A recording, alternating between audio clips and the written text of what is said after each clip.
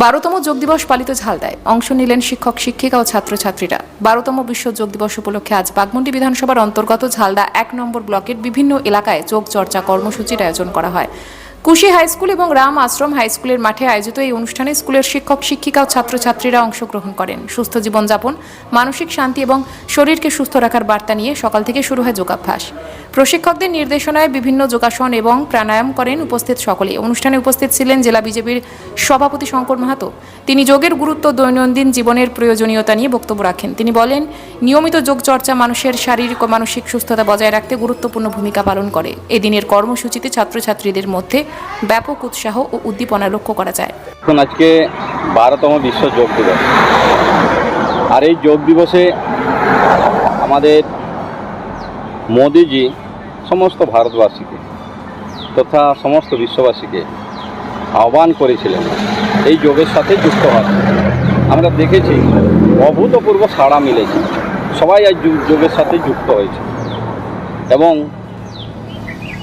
একমাত্র বিকল্প যোগ, মানে যোগ ছাড়া বর্তমান যে পরিবেশে আমরা আছি এবং যে পরিবেশ তৈরি হয়েছে, তাতে যদি সুস্থ এবং সবল জীবনযাপন করতে হয়, যদি সুস্থ সমাজ, সুস্থ ভারতবর্ষ, সুস্থ বিশ্ব গড়ে তুলতে হয়, তাহলে যোগ ছাড়া সম্ভব নয়। তার একমাত্র বিকল্প যোগ। তাই আজ সমস্ত স্তরের মানুষ, বেশির থেকে বেশিরভাগ মানুষ যোগের সঙ্গে যুক্ত হয়েছে।